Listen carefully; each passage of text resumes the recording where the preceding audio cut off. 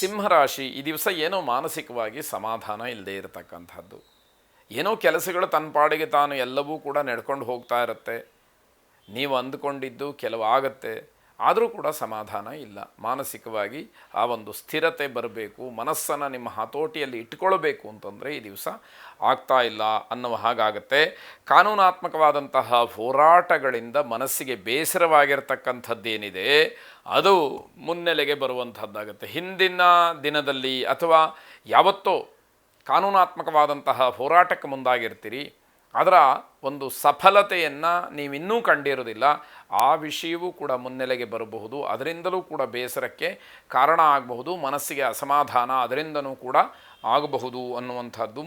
ಮನಸ್ಸು ಮಾತ್ರ ಶುದ್ಧವಾಗಿರಲಿ, ಯಾವುದೇ ರೀತಿಯ ವಾಮಮಾರ್ಗವನ್ನು ಅನುಸರಿಸ್ತಕ್ಕಂತಹ ಚಿಂತನೆಗಳು ಬರಬಾರ್ದು. ನಾನು ಇದರಲ್ಲಿ ಗೆಲ್ಲಿಲ್ಲ, ಹಾಗಾಗಿ ನಾನು ಬೇರೆ ಮಾರ್ಗವನ್ನು ಅನುಸರಿಸ್ತೀನಿ ಅನ್ನುವಂಥದ್ದಿದೆಯಲ್ಲ, ಆ ತಪ್ಪು ನಿರ್ಧಾರಗಳನ್ನು, ತಪ್ಪು ಕೆಲಸಗಳಿಗೆ ಮುಂದಾಗುವಂಥದ್ದನ್ನು ನೀವು ತಡೆ ಹಿಡಿಬೇಕು ಅನ್ನುವಂಥದ್ದು. ಪುಣ್ಯಕ್ಷೇತ್ರಗಳಿಗೆ ಹೋಗುವಂತಹ ಚಿಂತನೆಯನ್ನು ನಡೆಸಿ ಆ ಪುಣ್ಯಕ್ಷೇತ್ರಕ್ಕೆ ಹೋಗಿ ಬರೋದರಿಂದ, ಅಲ್ಲಿಯ ಮಣ್ಣನ್ನು ಮೆಟ್ಟಿ ಬರೋದರಿಂದ ಬೇರೆ ಕಡೆ ಮಾಡಿದಂತಹ ಒಂದಷ್ಟು ಪಾಪಗಳು ಅಲ್ಲಿ ಶುದ್ಧವಾಗತ್ತೆ ಅನ್ನುವಂಥದ್ದು.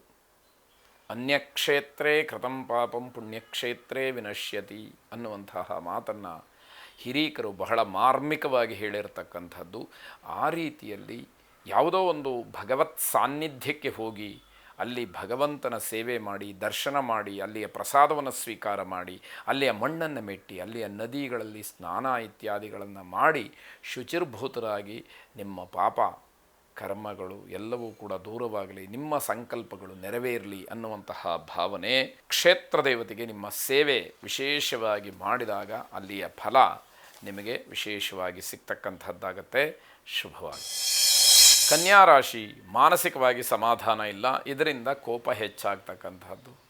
ಮನಸ್ಸಿನ ಮೇಲೆ ಆಗತಕ್ಕಂತಹ ಪ್ರಭಾವ ಏನಿದೆ ಅದು ಕೋಪವಾಗಿ ಹೊರಹೊಮ್ಮತಕ್ಕಂಥದ್ದು. ಯಾರ ಮೇಲೆ ಬೇಕಾದರೂ ಆ ಕೋಪವನ್ನು ತೀರಿಸ್ಕೊಳ್ಬಹುದು, ಕೇಳೋರು ಇರಬೇಕಷ್ಟೆ. ಆ ರೀತಿಯ ವಿಚಾರಗಳಾಗತ್ತೆ. ಮನಸ್ಸಿನಲ್ಲಿ ಭಯದ ವಾತಾವರಣ ಇದೆ. ಕೋಪ ಏನೋ ಬರುತ್ತೆ, ಆದರೆ ಏನಾಗ್ಬಿಡುತ್ತೋ ಅನ್ನುವಂತಹ ಭಯ, ಹೆದರಿಕೆ ನಿಮ್ಮನ್ನು ಕಾಡುವಂಥದ್ದು. ಮೊದಲು ನಿಮ್ಮ ಕರ್ತವ್ಯಕ್ಕೆ ಆದ್ಯತೆಯನ್ನು ನೀಡಿ. ನಾನು ನನ್ನ ವಯೋಮಾನಕ್ಕನುಗುಣವಾಗಿ, ನನ್ನ ಸ್ಥಾನಕ್ಕನುಗುಣವಾಗಿ ನಾನು ಯಾವ ಕೆಲಸವನ್ನು ಮಾಡಿ ಪೂರೈಸಬೇಕು, ನನ್ನ ಕರ್ತವ್ಯ ಏನು, ಇದರ ಬಗ್ಗೆ ನಿಮಗೆ ಹೆಚ್ಚಿನ ಗಮನ ಇರಬೇಕು. ಅದನ್ನು ಸಕಾಲಕ್ಕೆ ಸರಿಯಾಗಿ ಮಾಡಿದರೆ ಯಾವ ಭಯವೂ ಕೂಡ ಇಲ್ಲದೆ ಇರತಕ್ಕಂಥದ್ದಾಗಬಹುದು. ತುಂಬ ಆತ್ಮವಿಶ್ವಾಸವನ್ನು ಹೊಂದಿರತಕ್ಕಂಥವ್ರು ಆಲಸ್ಯವನ್ನು ದೂರ ಮಾಡಬೇಕು. ಈ ಕೆಲಸವನ್ನು ನಾನು ಮಾಡೇ ಮಾಡ್ತೀನಿ ಅನ್ನುವಷ್ಟರ ಮಟ್ಟಿಗೆ ನಂಬಿಕೆ ನಿಮಗಿರುತ್ತೆ. ನನ್ನಿಂದ ಈ ಕೆಲಸ ಆಗೇ ಆಗುತ್ತೆ ಎನ್ನುವಂತಹ ಒಂದು ನಂಬಿಕೆಯಲ್ಲಿ, ಆ ದೃಢತೆಯಲ್ಲಿ ನೀವಿರ್ತೀರಿ. ಆದರೆ ಸೋಮಾರಿತನ ಅದನ್ನು ಹಾಳು ಮಾಡಲಿಕ್ಕೆ ಅವಕಾಶ ಆಗಬಹುದು. ಆದ್ದರಿಂದ ಯಾವಾಗಲೂ ಚಟುವಟಿಕೆಯಿಂದ ಉತ್ಸುಕರಾಗಿರಿ ಅನ್ನುವಂಥದ್ದು.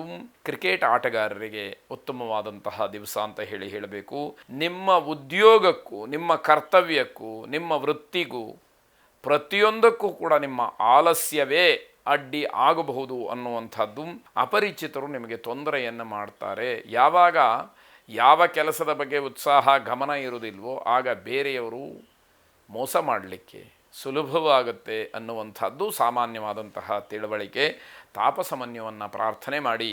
ಶುಭವಾಗಿ. ತುಲಾರಾಶಿ, ನಿಮ್ಮ ಹಠ ಸ್ವಭಾವದಿಂದ ವೃತ್ತಿಯಲ್ಲಾಗಲಿ, ನೌಕರಿಯಲ್ಲಾಗಲಿ, ಕೌಟುಂಬಿಕವಾಗಿ ಆಗಲಿ ಒಂದು ರೀತಿಯ ಅಸಮಾಧಾನ ವ್ಯಕ್ತ ಆಗುವ ಹಾಗೆ ಆಗತ್ತೆ. ಹಿನ್ನಡೆಯನ್ನು ಕಾಣ್ತೀರಿ. ಬೇರೆಯವರ ಎದುರಿನಲ್ಲಿ ನೀವು ಸೋಲನ್ನು ಅನುಭವಿಸ್ತೀರಿ ಅನ್ನುವಂಥದ್ದು. ಸಂಬಂಧಿಕರು, ಸ್ನೇಹಿತರು, ಪರಿವಾರದವರು ಇವರ ಜೊತೆಯಲ್ಲಿ ತುಂಬ ವಿಶ್ವಾಸವನ್ನು ಇಟ್ಟುಕೊಳ್ಬೇಕಾದಂಥದ್ದು, ಜೊತೆಗೆ ಪರಿಪೂರ್ಣವಾದಂತಹ ನಂಬಿಕೆ ಇರಬೇಕಾದಂಥದ್ದು ಮುಖ್ಯವಾಗುತ್ತೆ. ಪ್ರೇಮಿಗಳಿಗೆ ಉತ್ತಮವಾದಂತಹ ದಿವಸ. ಮಾನಸಿಕವಾದಂತಹ ಬೇಸರ ಈ ದಿವಸದ ನಿಮ್ಮನ್ನು ಪೂರ್ತಿ ಆವರಿಸ್ಕೊಂಡ್ಬಿಡುತ್ತೆ. ಮನಸ್ಸಿಗೆ ಸಮಾಧಾನ ಇರೋದಿಲ್ಲ. ಅದಕ್ಕೆ ಕಾರಣ ಏನು ಅಂತಂದರೆ, ನೀವು ಯಾರ ಜೊತೆಯಲ್ಲೂ ಕೂಡ ವಿಶ್ವಾಸವಾಗಿರೋದಿಲ್ಲ. ನಾನು ಹೇಳಿದ್ದೇ ನಡೀಬೇಕು ಅನ್ನುವಂತಹ ಮೊಂಡು ಸ್ವಭಾವ, ಹಠ, ಇದು ಕಾರಣ ಆಗಬಹುದು ಅನ್ನುವಂಥದ್ದು. ನಿಮ್ಮ ತಪ್ಪಿಗೆ ನೀವೇ ಕಾರಣ. ಏನಾದರೂ ತಪ್ಪು ನಡೆದಿದೆ, ತಪ್ಪು ಆಗ್ತಾ ಇದೆ, ತಪ್ಪಾಗತ್ತೆ ಅಂತಂದರೆ ಅದಕ್ಕೆ ನಿಮ್ಮ ನಡೆ ನುಡಿ ಇವೆಲ್ಲವೂ ಕೂಡ ಕಾರಣ ಅಂತ ಹೇಳಬೇಕಾಗತ್ತೆ. ಆದಿತ್ಯ ಹೃದಯ ಸ್ತೋತ್ರವನ್ನು ಶ್ರವಣ ಮಾಡಿ, ಅನುಕೂಲ ಇರತಕ್ಕಂಥವರು ಪಠನೆ ಮಾಡಿ, ಶುಭವಾಗಿ. ವೃಶ್ಚಿಕ ರಾಶಿ, ಮನೆಯಲ್ಲಿ ಚಿಕ್ಕ ಮಕ್ಕಳು ಅಥವಾ ನಿಮಗಿಂತ ವಯಸ್ಸಿನಲ್ಲಿ ಚಿಕ್ಕವರು ಏನಾದರೂ ಸಲಹೆಗಳನ್ನು ಕೊಟ್ಟರೆ ಅದನ್ನು ಸ್ವೀಕಾರ ಮಾಡಿ, ನಿರ್ಲಕ್ಷ್ಯ ಮಾಡಬೇಡಿ. ಕೆಲವರಿಗೆ ಅದೊಂದು ಕೆಟ್ಟ ಸ್ವಭಾವ ಇರುತ್ತೆ, ಅವರೇನು ಹೇಳೋದು, ಅವ್ರಿಗೆ ಯಾವ ಅನುಭವ ಅನ್ನುವಂತಹ ಒಂದು ಧೋರಣೆಗಳಿರುತ್ತೆ. ಆದರೆ ಯಾವುದೋ ಸಂದರ್ಭದಲ್ಲಿ ಚಿಕ್ಕ ಮಕ್ಕಳ ಮಾತನ್ನು ಕೂಡ ಕೇಳಬೇಕಾದಂತಹ ಅನಿವಾರ್ಯತೆ, ಅಗತ್ಯತೆ ಅಂತಹ ಪರಿಸ್ಥಿತಿ ಇರುತ್ತೆ. ಏನೂ ತೋಚದೇ ಇದ್ದಾಗ ಯಾರಾದರೂ ಏನಾದರೂ ಹೇಳಿದರೆ ಅದರಂತೆ ಮಾಡ್ತೀನಿ ಅನ್ನುವಂತಹ ಮನಸ್ಥಿತಿ ಕೆಲವರಿಗಿರುತ್ತೆ. ಇನ್ನು ಕೆಲವರಿಗೆ ಅವರೇನು ಹೇಳೋದು ಅನ್ನುವಂತಹ ಧೋರಣೆಯೂ ಇರುತ್ತೆ. ಯಾವುದು ನಮಗೆ ಅನುಕೂಲವಾಗುತ್ತೋ, ಉಪಯೋಗವಾಗುತ್ತೋ ಅಂತಹ ಮಾತನ್ನು ಯಾರಿಂದ ಬೇಕಾದರೂ ಕೂಡ ಕೇಳಿ ತಿಳ್ಕೊಳ್ಬಹುದು. ಧರ್ಮ ಮಾರ್ಗ ಇದೆ, ಅಲ್ಲಿ ಒಳ್ಳೆಯದಾಗತ್ತೆ ಅನ್ನೋದಾದರೆ ನ ಧರ್ಮ ವೃದ್ಧೇಶು ವಯಸ್ಸಮೀಕ್ಷ್ಯತೆ, ಅಲ್ಲಿ ವಯಸ್ಸನ್ನು ನೋಡಬೇಕಾದಂಥದ್ದಿಲ್ಲ.